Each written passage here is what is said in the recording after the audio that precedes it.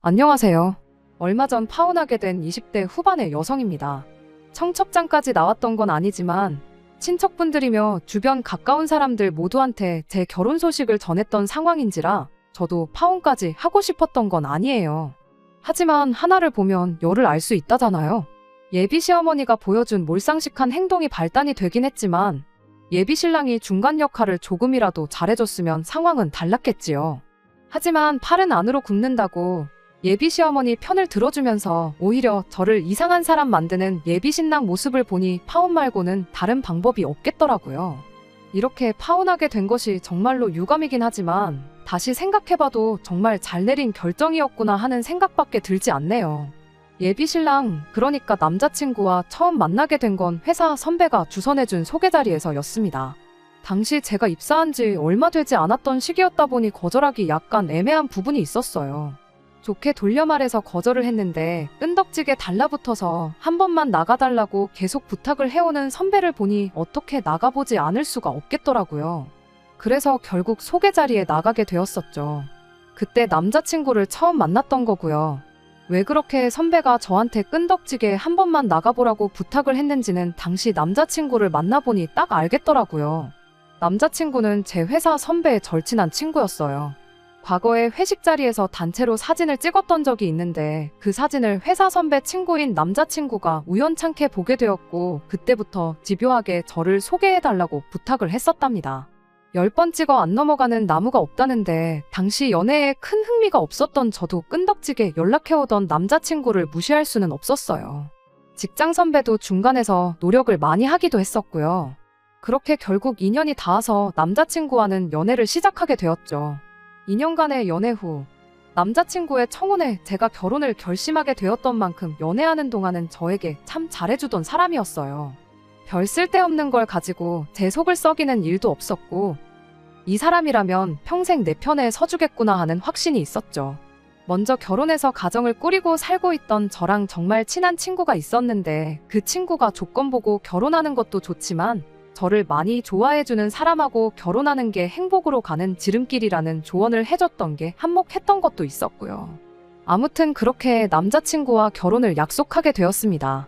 연애하는 동안은 예비 시어머니라는 사람을 겪을 일이 전혀 없었다 보니 정말 저도 조만간 가정을 꾸리고 행복한 결혼 생활을 시작하겠구나 하는 생각뿐이었습니다.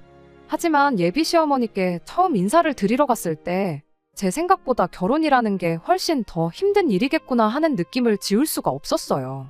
첫인상부터가 정말 대단하신 분이셨거든요. 처음 인사드리러 갈 때 빈손으로 갈 수는 없으니 여러모로 고민을 많이 했습니다.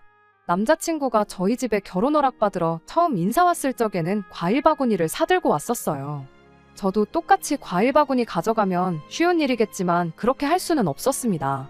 남자친구가 자기 집 식구들은 전부 과일들을 안 좋아한다고, 여름에 한참 더울 때 수박 몇 통 사 먹는 거 말고는 집에서 과일 구경을 하기가 힘들다는 이야기를 연애할 때 해줬던 적이 있었거든요. 그런 상황인데 남자친구가 과일 바구니 가져왔다고 저도 똑같이 과일 바구니를 가져가면 성의가 없다고 생각하진 않을까 싶기도 했고 말이죠. 그래서 이것저것 고민하다가 꽃다발과 식사하기 전에 간단히 먹을 수 있는 전통차를 가져갔어요. 예비시댁에 도착해 먼저 인사부터 드리고 식사는 근처에 남자친구가 예약해놓았다는 고깃집에서 외식을 할 계획이었거든요. 그런데 그때 반응이 참 안 좋았었습니다. 예비 시어머니가 제가 들고 온 꽃다발을 보자마자 표정이 일그러지는 게 제 눈에도 딱 보였어요. 뭘 이런 걸 다 사왔냐며 제가 사온 꽃다발을 받아들으셨는데 식탁 위에다가 대충 집어 던져놓고는 다른 한쪽 손에 들려있던 쇼핑백을 흘긋흘긋 보시는 게 저거 말고 뭐 다른 건 없느냐고 물어보는 눈치였죠. 그래서 제가 이건 전통차라고 하고 쇼핑백을 건네드렸는데 거기서도 실망한 표정이 역력했습니다. 제가 다 죄스러운 느낌을 받을 정도로 말이죠. 그리고 역시나 예비 시어머니가 그때부터 제가 센스가 없다느니 어쩌니 하면서 눈치를 주기 시작하더라고요. 세상에 꽃 선물보다 쓸모없는 선물이 없다느니 어쩌느니 하시면서 꽃은 뭐 먹을 수도 없고 금방 시들어서 되팔 수도 없는 거 모르냐며 다음부터는 뭐 사올 때 돈이 되는 걸로 사오라고 하시더군요. 정 고르기가 힘들면 차라리 현금 봉투만한 선물이 또 없다고 하면서요. 저도 차라리 현금을 드렸으면 고민 안 해도 되고 편했을 거예요. 그런데 제가 암만 결혼하기로 했고 결혼 허락받으러 간 자리기도 했지만 아직 이 집의 며느리가 된 것도 아닌데 다짜고짜 용돈 봉투를 건네드리는 것도 이상하잖아요. 그리고 아무리 제가 준비한 게 마음에 안 들었어도 사람을 앞에다 두고 그렇게 무안을 주시니 솔직히 마음이 상했습니다. 제가 사온 전통차를 두고도 뭐 보리차만도 못한 걸 사왔느냐며 계속해서 현금 봉투 노래를 불렀습니다. 하지만 그게 다가 아니었죠.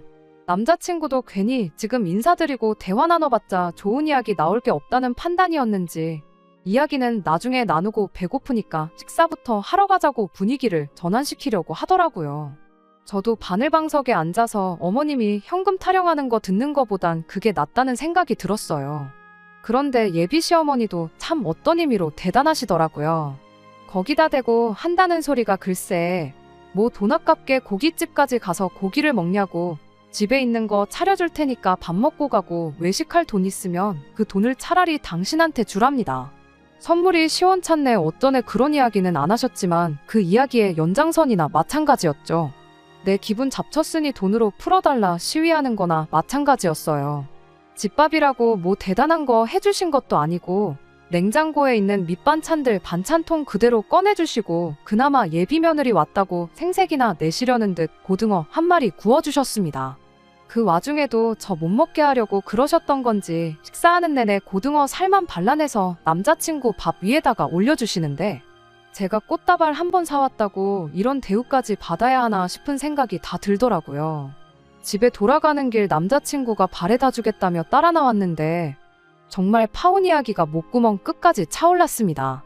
지금 돌이켜 생각해보면 그냥 그때 파혼했었다면 그 후로 2달 정도나마 시간 낭비는 하지 않았을 텐데 싶네요. 그때 파혼을 안 했던 이유는 남자친구도 자기 어머니가 저한테 큰 실수하신 거고 잘못하셨다는 걸 바로 인정했기 때문입니다.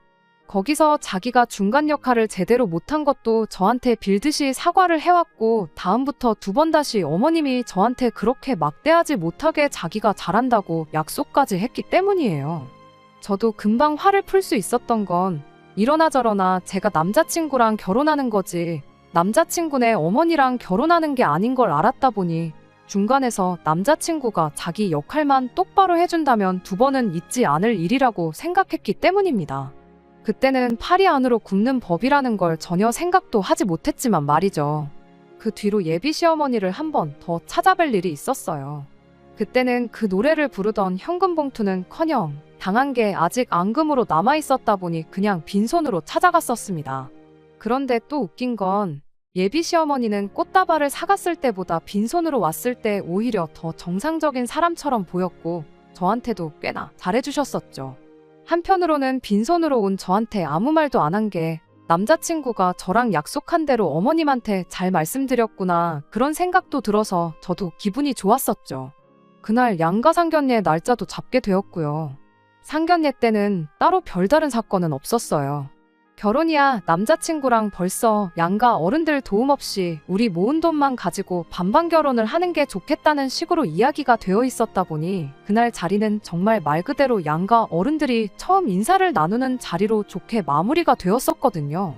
상견례 이후로 남자친구와는 결혼식 날짜는 대충 언제쯤에 하는 게 좋겠다.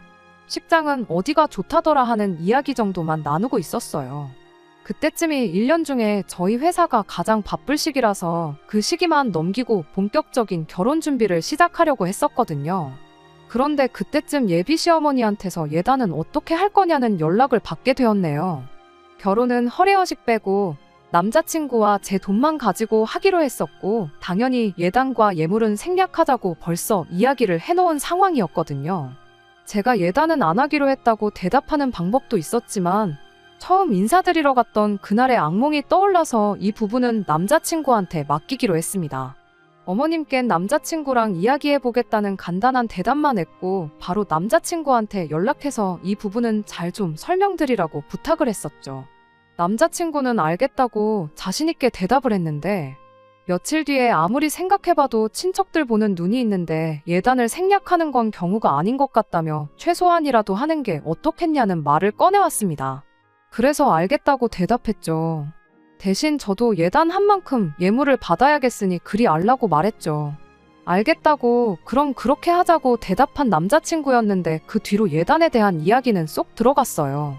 주거니 받거니 하는 거니 상관없다 생각했으니 안 해도 그만, 해도 그만이었던지라 저도 먼저 이야기 나올 때까지는 예단을 어떻게 해야 하느냐 물어보진 않기로 했었죠. 그러던 와중에 파혼을 결심하게까지 만든 사건이 터져버리게 되었습니다. 회사가 바쁜 시기라 정신없이 일하고 있던 중이었는데 예비 시어머니한테서 전화가 한 통 걸려왔어요.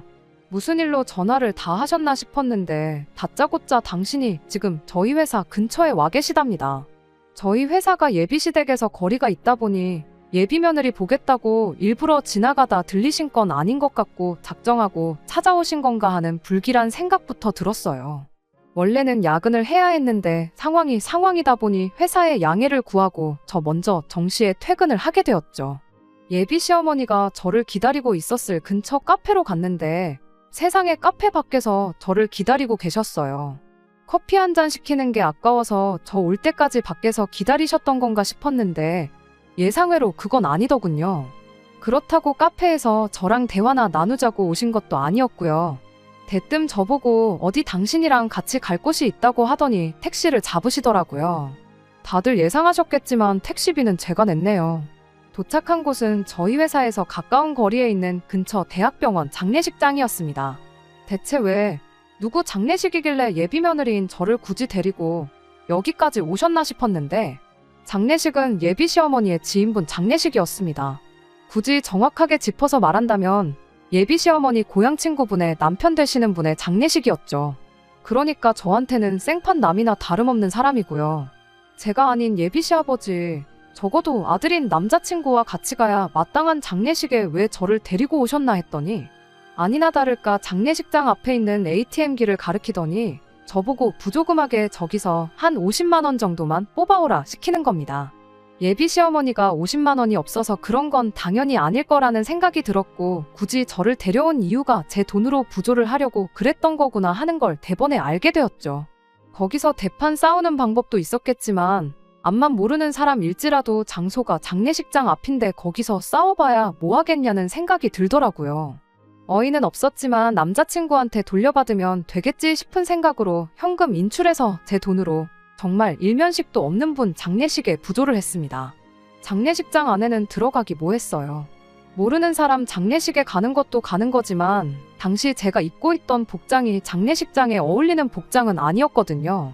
예비 시어머니가 너네 회사는 얼마나 막 나가는 회사길래 정장도 안 입고 출근을 하냐고 하셨는데 요즘 복장 가지고 그러는 회사가 얼마나 된다고 저러시나 싶었죠. 더 어이가 없는 건 장례식 마치고 예비 시어머니가 상주분하고 대화를 나누는데 저를 며느리라고 소개를 하더니 며느리 데려왔는데 뭐 시킬 일은 없느냐고 물어보시더라고요. 어머님 친구분도 얼이 빠져서 얘가 뭔 소리를 하는 건가 하는 표정으로 어머님을 한번 쳐다보고 또 저를 되게 안쓰러운 표정으로 쳐다보시더군요. 그분이 어머님께 장례식장인데 당연히 일하는 사람들이 다 알아서 해주니 그런 거 신경 쓰지 말라고 마음만 받겠다고. 다행히 정리를 잘해주셨어요. 장례식 끝나고 나와서는 예비 시어머니가 오랜만에 외출을 했더니 다리가 아프시다며 올 때는 지하철 타고 왔는데 갈 때는 도무지 지하철을 못 타겠다. 택시를 타야겠다 하시는 겁니다. 누가 들어도 택시비 대신 내주고 택시 태워서 집에 보내달라는 말로 들렸는데 저도 일부러 못 알아듣는 척 했어요. 다리 아프시면 택시 타셔야죠. 택시 타고 가는 게 훨씬 편하죠 하면서 맞장구만 쳐줬지. 제가 택시 잡아드리겠단 말은 끝까지 안 했습니다. 그리고 집에 돌아왔네요. 남자친구한테 내 돈으로 낸 부조금을 돌려달라고 해야 하나 말아야 하나 여러모로 생각을 하면서 전화기를 들었다 놨다 하고 있는 와중에 제 마음을 읽은 건지 남자친구한테서 전화가 걸려왔습니다. 전화를 받자마자 남자친구의 열받은 목소리가 들려왔어요. 연애하면서 정말 사소한 다툼 말고는 크게 싸운 적이 없었는데 그 어느 때보다 화가 잔뜩 나 있는 남자친구의 목소리를 들으니 당황스럽더라고요. 왜 그렇게 화가 났나 했더니 예비 시어머니가 다리 아프다는데 지하철 태워서 보내는 게 말이나 되냐며 저보고 제정신이냐고 따져 물으려고 했던 전화였네요. 저도 치사해서 말할까 말까 고민하고 있었는데 남자친구가 먼저 저렇게 나오니 말을 안 할 수가 없겠더라고요. 그래서 오늘 무슨 일이 있었는지나 아냐? 내가 회사에 양해까지 구하고 일찍 퇴근해서 어디를 다녀왔는지나 알고 나한테 열을 내는 거냐 따져 물었습니다. 세상에 태어나서 얼굴 한번 마주친 적 없는 분 장례식장에 가서 내 돈으로 부조금 50만 원 내고 왔다고. 안 그래도 그것 때문에 당신한테 한마디 해야 하나 말아야 하나 고민하고 있었는데 당신이 먼저 화를 내주니 할 말은 해야겠다고 당장 제 통장으로 50만 원 보내라고 했습니다. 예비 시어머니도 어이가 없다고. 어떻게 당신 친구분 배우자 장례식장에서 예비 며느리 돈으로 부조를 할 생각을 하실 수 있냐고 같이 따졌죠. 처음 인사드리러 간 날부터 해서 무조건 제 편이 되어주겠다. 앞으로 중간 역할 잘하겠다던 남자친구는 온데간데 없고 가족이라고 눈에 불을 켜고 어머님 편을 들더군요. 어차피 너랑 나랑 결혼하면 시댁 경조사는 당연히 참석해야 되는 거 아니겠냐고. 너는 그깟 50만 원 부조하고 온 게 아까워서 복수하겠다고 다리 아파서 힘들어하시는 예비 시어머니 택시 한 번 안 태워주고 그 사람 미어터지는 시간에 지하철을 태워보냈어야 했냐며 성질을 부리는 겁니다. 그 말을 듣자마자 이미 제 머릿속에는 파혼이라는 카드밖에 떠오르지 않았어요. 처음 인사드린 날에 참고 넘어갔다고 해서 두 번째, 세 번째도 참아야 하는 법은 없잖아요? 남자친구한테 딱 잘라서 말했습니다. 길게 말할 것도 없고 오늘부로 파혼이라고. 앞으로 결혼 준비고 뭐고 할 것도 없고 내일부터는 그냥 남남이 되는 거니 연락이고 뭐고 하지도 말라고 했죠. 지렁이도 밟으면 꿈틀한다는데 남자친구는 제가 시작하자마자 파혼하자는 말을 꺼낼 거라고는 생각도 못했나 봅니다. 파혼 이야기 나오자마자 떵떵거리던 큰 목소리가 개미마냥 작아지더니 난데없이 자기가 잘못했다며 사과를 해오더군요. 중간 역할 제대로 못하고, 아니 애초에 할 생각도 없었던 남자친구가 문제이긴 했지만 구차하게 나오는데 확실하게 싹을 밟아줘야겠다는 생각밖에 들지 않았어요. 그래서 조금 모질 수도 있지만 당신 어머님이 잘못한 건데 왜 당신이 사과하냐고. 나한테 제대로 사과하고 싶으면 어머님이 내 돈으로 부조한 돈 50만 원 들고 찾아와서 나한테 직접 사과하게 만들라고 전했습니다. 제가 화만 풀 수 있다면 뭐든지 하겠다던 남자친구도 그것만큼은 못하겠다고 다시 자존심을 부리더군요. 그래서 그럼 잘 알겠다고. 오늘부로 당신도 파혼하는데 합의를 한 걸로 알겠다 말하고 두 번 다시 연락하지도 말고 마주치지도 말자 말하고 파혼하기로 했습니다. 솔직히 100번 양보해서 남자친구 말대로 예비시댁 경조사 참여했다고 칠 수 있어요. 그 장례식이 친구분 남편 되시는 분 장례식이 아니라 시댁 친척분들 장례식이었다면 그 부조금을 내는 데 있어서 한치의 의문도 들지 않았을 겁니다. 그리고 한 가지 더. 장례식장 처음 가보시는 것도 아닐 텐데 굳이 친구분한테 며느리 데려왔으니까 일 좀 시킬 거 없냐고 묻는 것부터가 이미 어머님이 저를 며느리로 보고 있는 게 아니라 무슨 화풀이 대상으로 보고 있다는 거나 마찬가지였죠. 파혼한 뒤에 저 혼자 생각한 것이긴 하지만 처음 만났을 때 꽃 선물이 마음에 안 들어서 그랬던 건 둘째치더라도 예단 이야기 나왔을 때 내가 예단 해간 만큼 똑같이 예물 받아내겠다고 한 말에 빈정이 잔뜩 상해서 저랬던 게 아닌가 싶어요. 예단을 못 받는다면 어떻게든 결혼 전에 돈 나갈 일 있으면 예비 며느리 돈으로 다 해야겠다 작정을 하셨던 거란 생각밖에 들지 않네요. 사람이 돈을 좋아할 수는 있지만 돈 몇 푼에 사람을 사람처럼 대해주지 않는 사람을 시어머니로 모셔야 한다면 저도 충분히 결혼을 다시 생각해 볼 수 있는 문제라고 생각해요. 파혼하기로 하고 며칠 지나지 않아서 회사 선배가 저를 따로 불러내서 한다는 말이 왜 갑자기 이제 와서 파혼을 하느냐 그게 말이나 되냐며 아무쪼록 잘 풀고 만나보라더군요. 자초지종을 모르고 하는 소리인 것 같아서 있었던 일을 모두 다 이야기해줬어요. 꽃 선물 이야기부터 해서 지인분 장례식 부조금 내 돈으로 내게 만든 것까지 말이죠. 그 말을 듣더니 회사 선배가 아연실색을 하더군요. 학창시절부터 남자친구와 계속 중마고우로 지내온 선배였는데 이런 일이 있었단 사실을 듣고는 남자친구가 정말 다시 모인다고 하더라고요. 그리고 얼마 전에 회사 선배가 저한테 한다는 소리가 결국 자기도 남자친구를 손절했다고 하더라고요. 곰곰이 생각해보니 그동안도 자기 돈 몇 푼 쓸 때는 엄청 생색내고 친구들 돈 쓸 때는 엄청 궁시렁대고 그랬었나 보더라고요. 그 말 들으니 남자친구도 결국 예비 시어머니랑 다를 바가 없이 똑같은 사람이었구나 싶었고 파혼을 정말 잘 결정했구나 하는 생각이 들었네요. 결국 제 결혼은 쫑나고 말았고 부조금으로 들어간 50만 원은 돌려받지 못했네요. 하지만 돈 50만 원으로 앞으로의 제 암울할 뻔했던 결혼을 물을 수 있었으니 그 값으로는 싸게 먹혔다고 생각하려고 합니다. 이제 20대 후반인데 저한테 남은 시간은 아직도 한참 많으니까 말이에요. 끝까지 들어주셔서 감사합니다. 오늘의 사연은 여기까지입니다. 구독과 좋아요, 알람 설정 부탁드리고 더 좋은 사연으로 다시 찾아뵙겠습니다. 감사합니다.